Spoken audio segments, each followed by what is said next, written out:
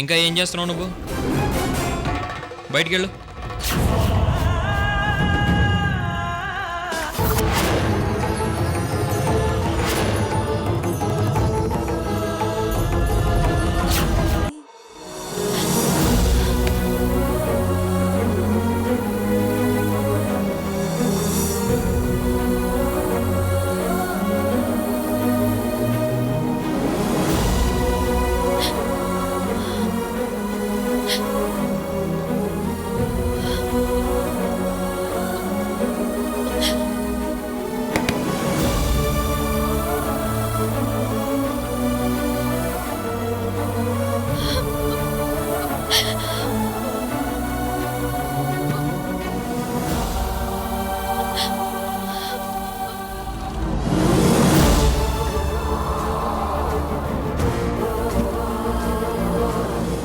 ఇవి నా కొడుకు బట్టలు.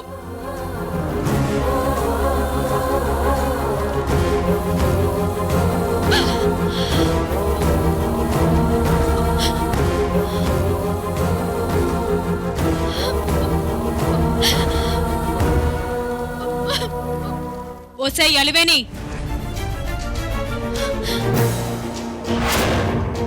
ఏం చేస్తున్నావు నువ్వు? రూమ్ లో అబ్బాయి గారి బట్టలు దొంగతనం చేస్తున్నావా నువ్వు? దరిద్రపు ముఖం దానా, త్వరగా పని కానివ్వు అని పెద్దమ్మ గారు తిడతారేమోనమ్మా. నువ్వు నన్ను తిట్టలేదు కదా? అయ్యో, మీరు ఇలా ఉంటే పెద్దమ్మ గారు ఇలా తిడతారని చెప్తున్నానమ్మా. మాకు తెలుసులే, నువ్వు వెళ్ళి పని చూసుకో.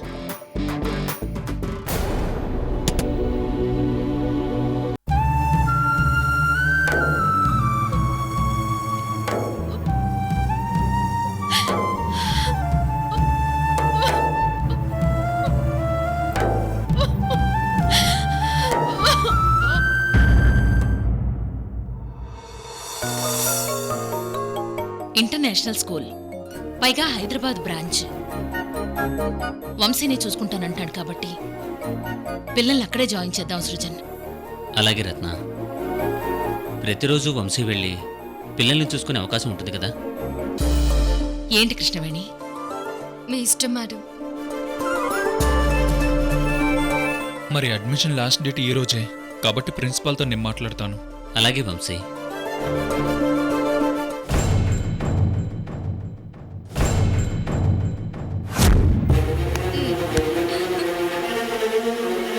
రాత్రి బావగారు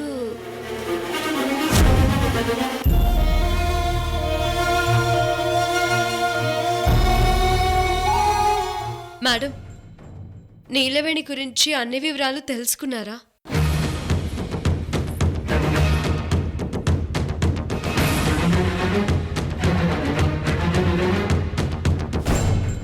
అలివేణి మీద కోపంతో అరవింది పెళ్లి చేసుకున్నాడు. దానివల్ల వాళ్ళ ముగ్గురి జీవితాలు ఎంత డిస్టర్బ్ అవుతాయో అరవింద్కి తెలియదు మేడం.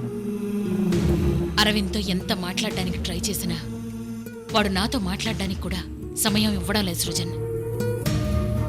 నేను ఇందాక అమ్మాయితో మాట్లాడడానికి వెళ్తే తర్వాత మాట్లాడుతుంది డాడీ అని తీసుకెళ్ళాడు.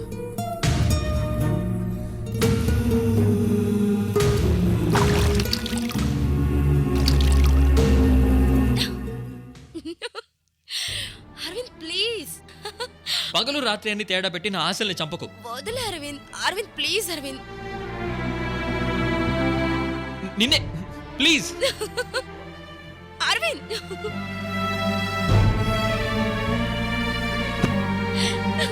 వదిలే Aravind please. Aravind please. Hey darling, hey hey Neelu, వదిలే Aravind. Hey Neelu, no no no, hey darling, hey ఏ నీలు.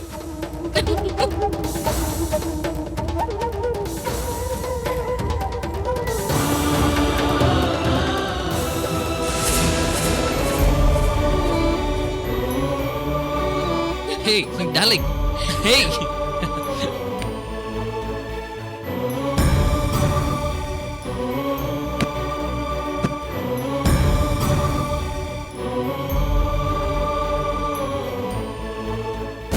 హే నీలు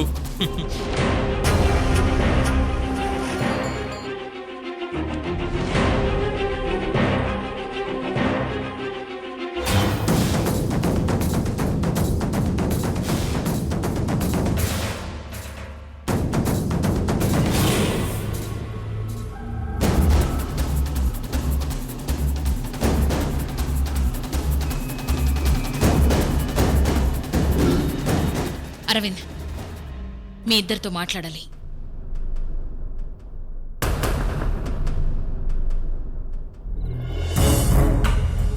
ఏంట్రా ఇది? నువ్వు చేసింది కరెక్ట్గా ఉందా?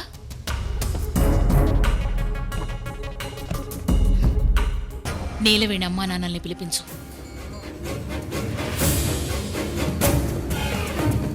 నేను వాళ్ళతో మాట్లాడాలి. నేను ఆల్రెడీ మాట్లాడాను మామ్.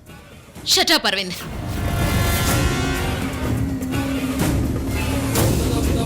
ఇంట్లో మాకు తెలియకుండానే నిర్ణయాలు తీసుకునే పెద్దరికం వచ్చిందా నీకు?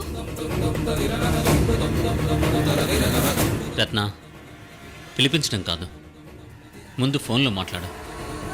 అసలు వీళ్ళిద్దరూ పెళ్లి చేసుకున్నారన్న విషయం నీలవేణి తల్లిదండ్రులకు కూడా తెలియదేమో అనిపిస్తుంది. లేదంటే వాళ్ళ తల్లిదండ్రులైనా వచ్చి మనతో మాట్లాడాలి కదా.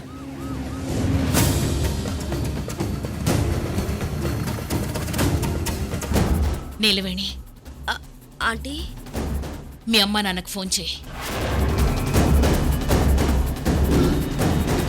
ఇప్పుడు ఈ క్షణమే మేము మాట్లాడాలి.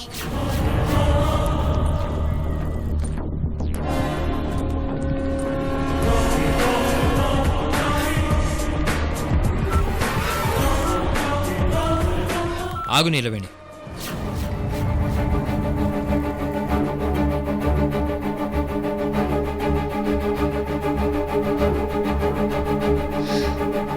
నీలవేణి, ఫోన్ చేస్తావా లేదా? అక్కర్లేదు అత్తయ్య.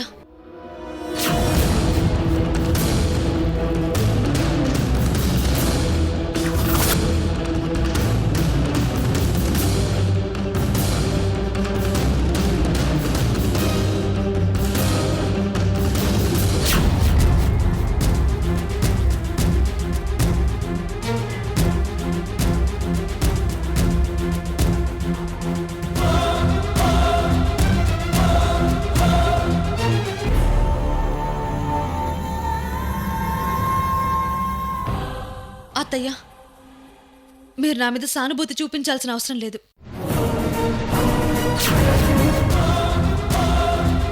నీలవేణి అమ్మా నాన్నల్ని పిలిచి మాట్లాడి నాకు న్యాయం చేయాలనే కదా మీరు ఆలోచిస్తున్నారు. అక్కర్లేదు అత్తయ్య.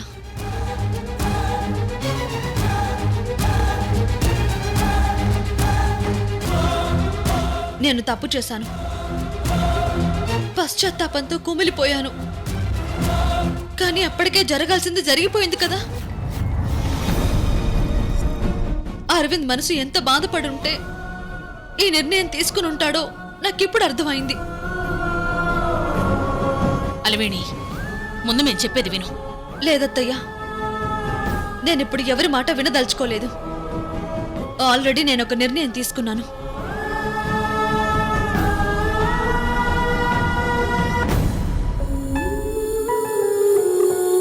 ఇప్పుడు మీరంతా నన్ను క్షమించినా,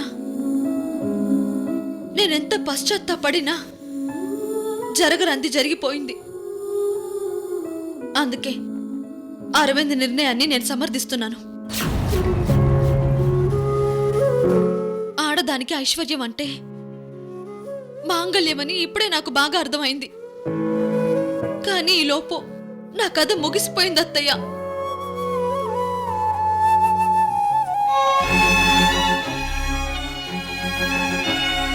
ఐశ్వర్యాన్ని చెరోసగం పంచుకోవడం నాకు ఇష్టం లేదు. నా మనసు ఎప్పటికీ ఒప్పుకోదు. అందుకే నేను శాశ్వతంగా మా పుట్టింటికి వెళ్ళిపోవాలనుకుంటున్నాను.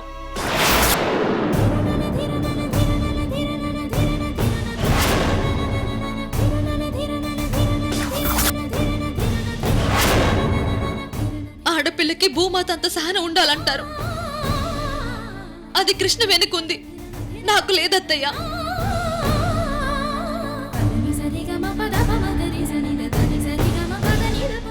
నా భర్త నా కళ్ళ ముందే ఇంకో ఆడదాంతో తిరుగుతుంటే నేను తట్టుకోలేను. అంత ఓర్పు నాకు లేదత్తయ్య.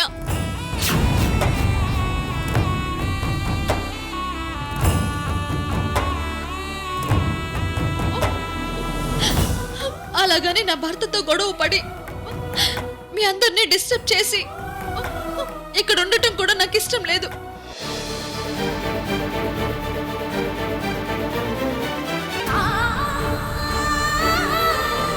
మీరంతా ప్రశాంతంగా ఉండటం నాకు కావాలి. అరవింద్ సంతోషంగా ఉండాలి.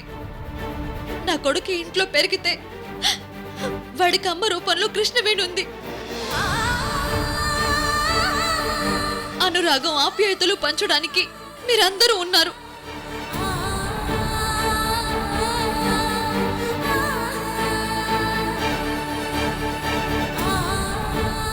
ఇంకా నా అవసరం నా బిడ్డకి లేదు.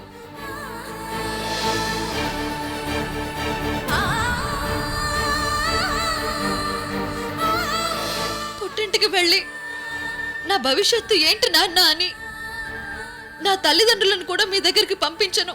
త్వరలో విడాకుల కోసం మా అమ్మ నాన్నని పంపిస్తాను.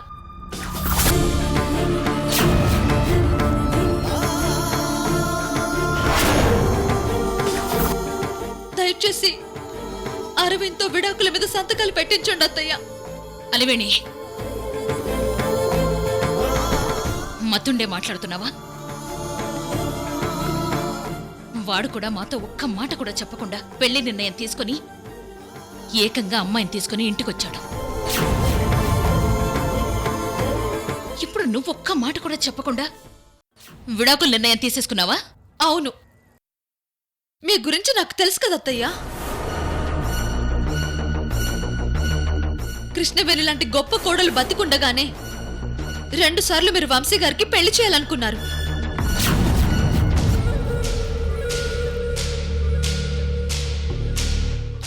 ఏదో కృష్ణవేణి అదృష్టం బాగుంది కాబట్టి ఆ పెళ్లిళ్ళు ఆగిపోయి తను క్షేమంగా ఉంది.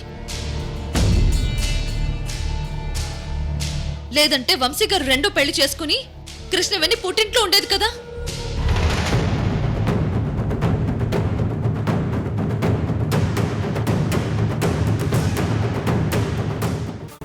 అంతెందుకు,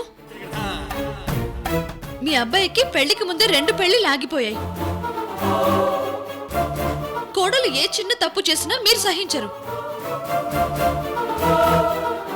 ఇంటి కోడలు గొడవ పడి పుట్టింటికి వెళ్తే కొడుక్కి ఇంకో పెళ్లి చేయాలని చూసే మీ క్యారెక్టర్ గురించి నాకు కొత్తగా చెప్పాలా? అలివేణి, నువ్వు పశ్చాత్తాపంతో బాధపడుతూ మాట్లాడడం లేదు. నన్ను నా కొడుకుల వ్యక్తిత్వాల్ని ఎగతాళి చేసి మాట్లాడుతున్నావు. మీరు ఎగతాళనుకోండి, ఇంకేవైనా అనుకోండి. నేను చెప్పాల్సింది చెప్పేశాను అత్తయ్య. సరే, ఇప్పుడేమంటావు? నీకు విడాకులు కావాలి, అరవింద్ అక్కర్లేదు. పని మనిషిగా అయినా ఉంటానత్తయ్యా అని నువ్వు ఏడిస్తేనే నిన్ను ఇంట్లోకి రానిచ్చాను. అలాంటిది ఇప్పుడు నాకు మొగుడు అక్కర్లేదు, పుట్టింటికి వెళ్ళిపోతాను అని పొగరుగా మాట్లాడుతున్నావు. నా మనసులో కొండంత బాధతో మాట్లాడితే మీరు పొగరంటారేంటత్తయ్యా? అంటే నా బాధ కూడా మీకు పొగరుగా అనిపించిందా? ఏం చేద్దాం, నా టైం బాగోలేదు కదా, అందుకే నన్ను ఇలా అందరూ అపార్థం చేసుకుంటున్నారు. అంతా నా కర్మ. అక్క, ఏంటి పిచ్చి నిర్ణయం? పిచ్చిదాన్ని అయిపోయాను కదా. మొగుడు ఇంకో ఆడదాంతో తిరుగుతుంటే గుండెల మీద తాలి కూడా మోయలేనంత బరువుగా ఉంటుంది. అది చెప్తే మీకు ఎవరికీ అర్థం కాదు. అనుభవించి ఆడదానికి అర్థమవుతుంది కృష్ణవేణి.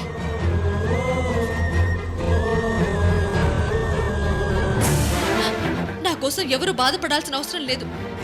మళ్ళీ మీ జీవితాల్లోకి రాను.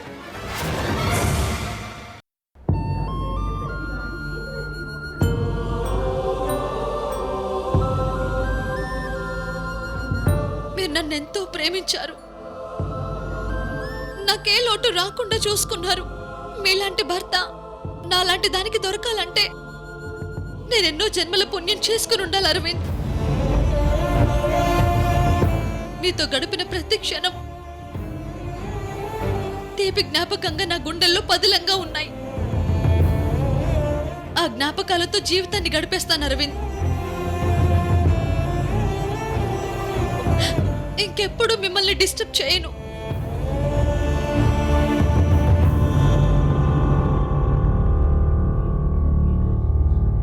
నన్ను క్షమించు అరవింద్.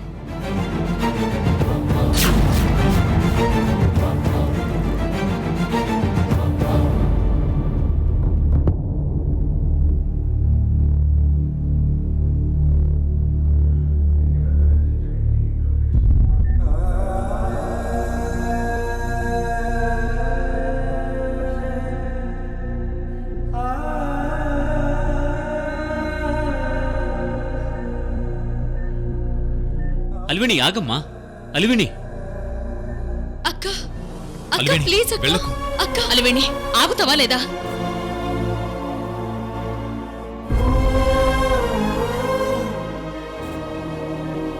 అలివేణి ఆగు.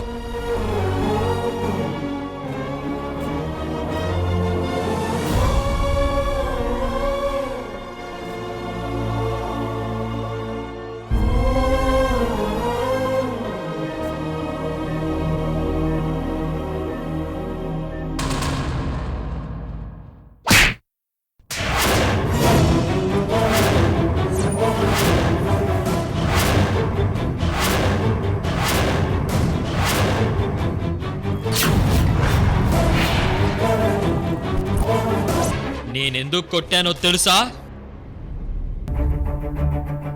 ఇందాకటి నుంచి ఏడుస్తూ కన్నీళ్లు తుడుచుకుంటూ అద్భుతంగా నటించి మమ్మల్ని అందరినీ మంత్రముగ్ధుల్ని చేసావు కదా, అందుకు బహుమతిగా కొట్టాను.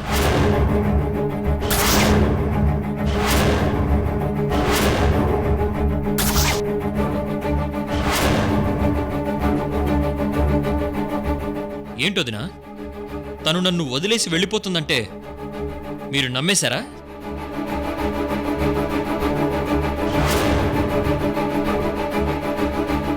నేను విడాకులిస్తానని చెప్పగానే నమ్మేస్తారా డాడ్?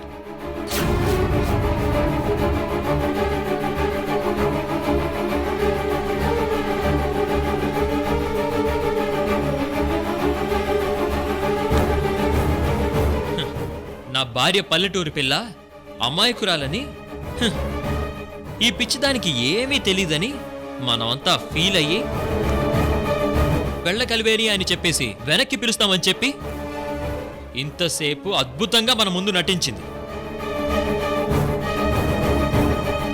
అంతే కదా అలివేణి?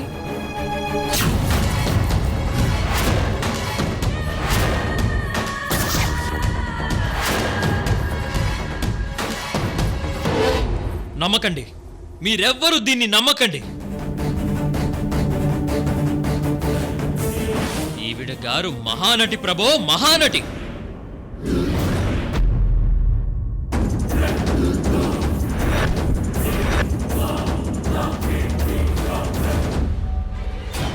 ఈ అలివేణి ఎంత మహానటో చెప్తాను వినండి.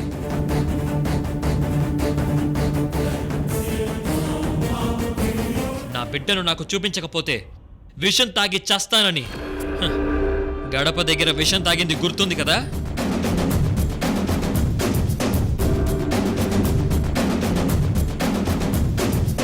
నిజానికి తను తీసుకుంది అసలు విషం కాదు, ఉత్తుత్తి విషం.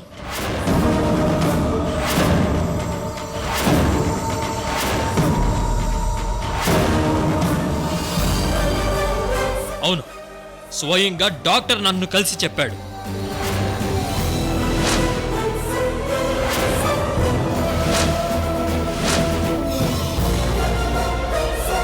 ఆ డాక్టర్ అలివేణి చావు బతుకుల్లో ఉందని అంటే మీరు వెళ్ళి పరామర్శించొచ్చారు. ఆ డాక్టర్కి మహానటి ఇదిగో ఈ ఏటీఎం కార్డు ఇచ్చి డబ్బులు డ్రా చేసుకోమని లంచం ఇచ్చింది.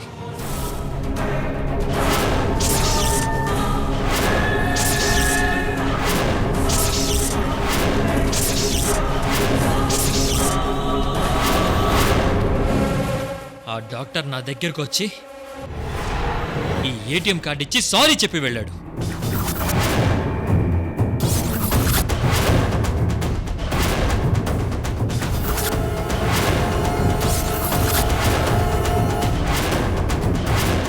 బిడ్డ మీద ప్రేమతో విషం మింగావని సానుభూతి చూపించావు. మరీ ఇంత నీచానికి దిగజారుతావనుకోలేదు అల్వేణి. అందుకేమో ఇప్పుడు కూడా తన కన్నీళ్ళని మీరు నమ్ముతారేమోనని ఈ నిజం చెప్పాను. ఆ డాక్టర్ ఆ రోజు నన్ను కలిసిన రోజే నా భార్య మీద నాకు నమ్మకం పోయి మీకెవరికీ చెప్పకుండా పెళ్లి చేసుకున్నాను. ఇప్పుడు చెప్పండి, ఇలాంటి మోసగత్తె నాకు భార్యగా ఉండాలా? మీకు కోడలిగా ఉండాలా? ఆ?